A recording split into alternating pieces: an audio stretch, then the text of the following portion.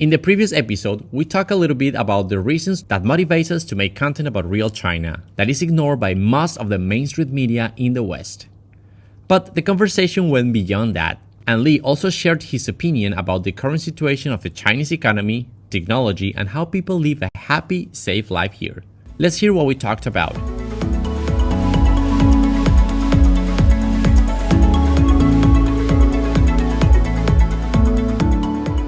Negative comments, but I think in general people, most of the feedback we get is like they get impressed to see what actually China is going through, this huge transformation during the last few years. So talking about that transformation, you've been here several years ago since the first time you came here, right? What would you say are the biggest changes that China has gone through since the first few years when you started visiting China? Well, petty crime has pretty much been totally eradicated. I saw quite a lot of that sort of 18, 19 years ago when I first come here. It's like pickpocketing, bag snatching, this kind of thing. That's completely disappeared. I've seen the development of the high-speed rail system here. Right. That has been just unbelievable. The access to be able to travel and get to cities relatively cheaply is just unbelievable in China. I actually remember my very first high-speed rail journey. It was actually from Hangzhou to Shanghai. That was one of the early lines that When was that? So it's like 12, 14 years ago maybe. Other things I've seen is like the electronic payment. You know, when I was first here, we didn't have WeChat or Alipay, so it was all cash. And I've seen like cash has virtually just disappeared here. Right? We don't use it at all. Yeah.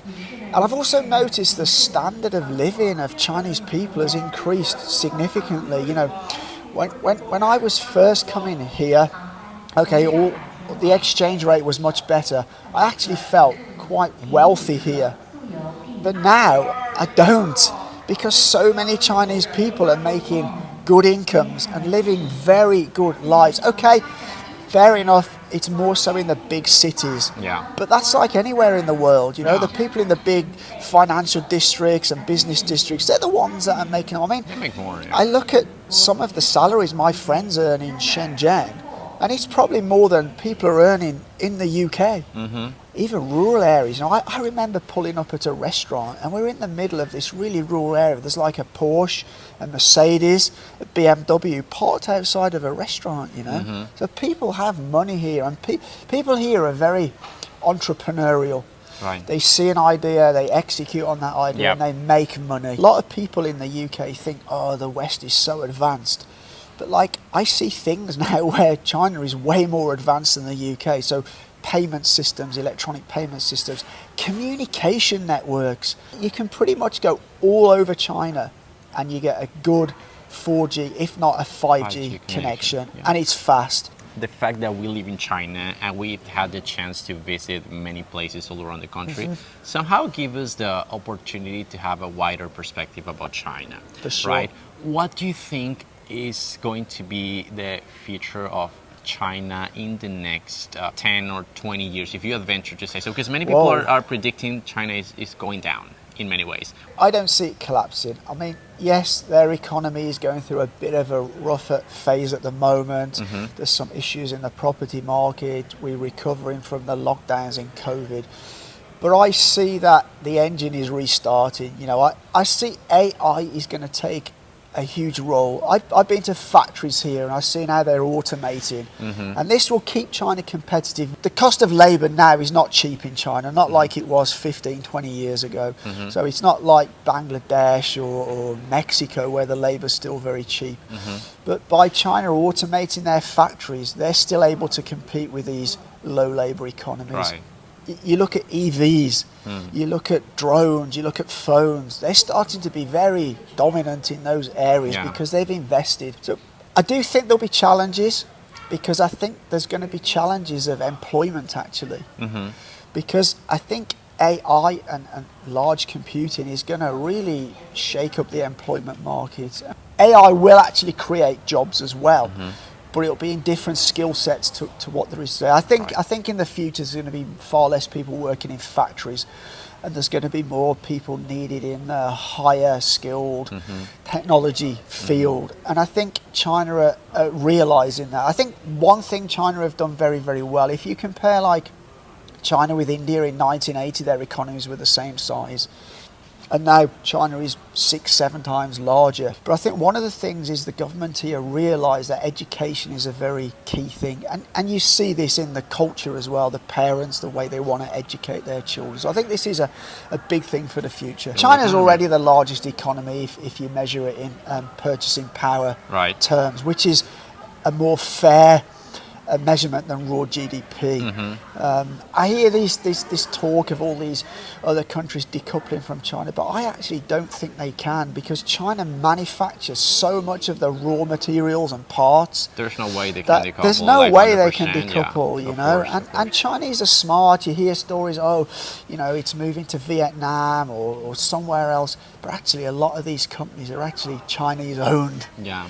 Because Chinese are just good entrepreneurs. And I think the fact that China has so much expertise throughout the years make them like an important manufacturer of good quality goods. They want to have that expertise when they manufacture their products. I'm very much a believer in you get what you pay for. So if you pay low, you'll get low quality. And I still think there's somewhat, I notice from when I do videos about technology, I get comments saying, it's all rubbish, China, they manufacture rubbish. But that's just not true, you know. A lot of the goods that people buy in the West are actually manufactured. They may have designs and IP in foreign countries, but a lot of it's manufactured here. Take the iPhone and Apple products. A lot of Apple products, I hear people say, they're moving to India. Literally less than 5% of Apple products are made in India. And the ones that are still use a lot of components that are made in China. Then you have DJI, you have Huawei, you have Oppo, Vivo, Xiaomi. The quality of their products is second to none. It's easy as good as any product that comes from the West. Right. And you look at the EVs now. I mean, personally, I'm about to buy an EV. I know you've just bought one. I didn't even consider Tesla. Right. Because I look at a Tesla now, and 3 years ago it was the cutting edge. Now I don't feel it. When you compare with a Chinese EV, there's like a boring car with not much to offer. It's like definitely the choice you got in China and all the features the Chinese EVs have, and they're so competitively priced. Right.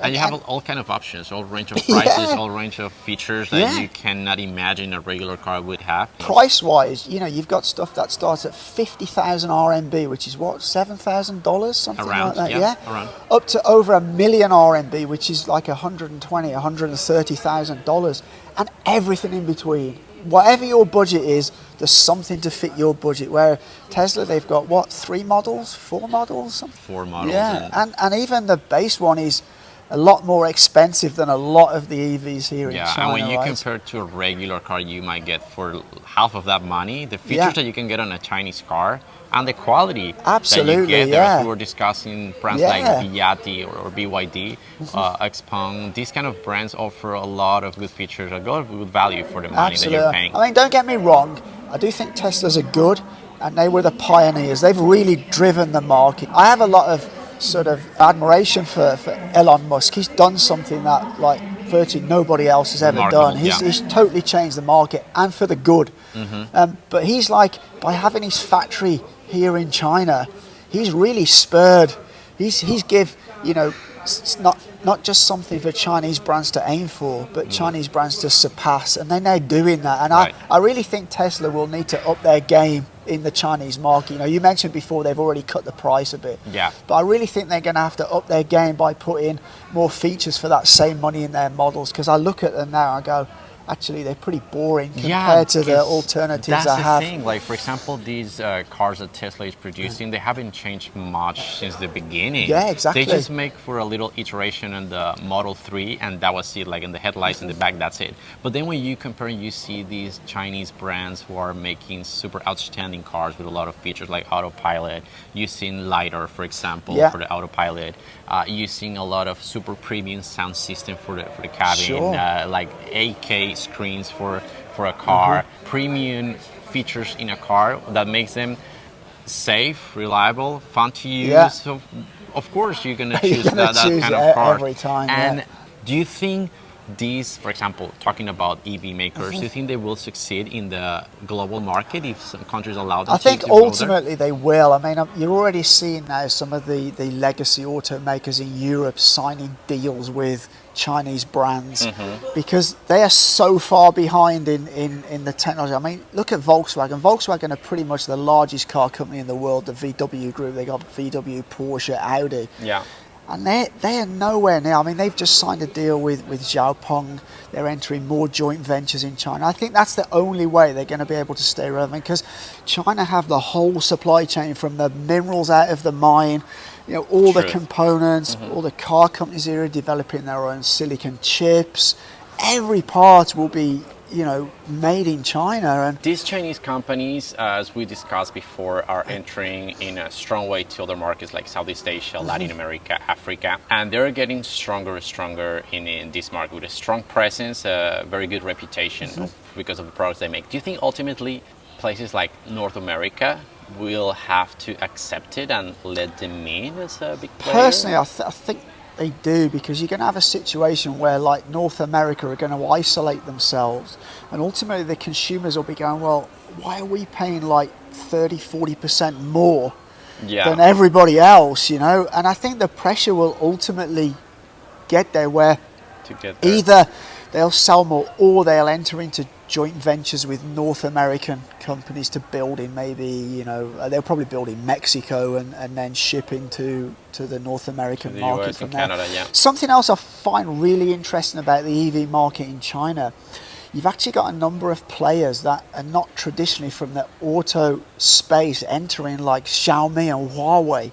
Now, Xiaomi have developed their own vehicle totally, I think. Huawei have partnered up with traditional automakers and they're supplying the technology, and I think this is a really interesting twist, and I actually think it's good for the market, because if you look at the legacy automakers, they're kind of like dinosaurs, right? They move very slowly. But these new entrants into the market, they're moving at a rapid, because they understand that these EVs are not necessarily about the mechanics, they're about the technology. And they're really, you know, pushing these automakers to rethink their game, and I think that's going to be good for the consumer. Right. I will make sure to leave the link to Lee's channel in the comments. I'm pretty sure if you have seen my videos before, you've seen his videos and his channel. He has a way bigger channel than me. He's been doing that for a way longer time. And he's doing a great job sharing his perspective about China. I'm trying to do my best as well. Well, thank you very much, Lee, for your time. It's been a big pleasure talking to you. And I hope we have more opportunities in the future to share and go around China to get to the world. All right. For sure. Thanks a lot. Take care. I really hope you had enjoyed this 2-episode conversation with the British content creator Lee Barrett. If you haven't seen the first episode, I am sharing the link to that video in the description. Let me know your opinions about the current situation of China. If you don't know much about it, you can subscribe to my and Lee's channel to learn in a more realistic way about what's going on in here. Remember also to hit the bell button to get a notification when a new video comes out. As always, thank you for watching and see you in the next one. Bye bye.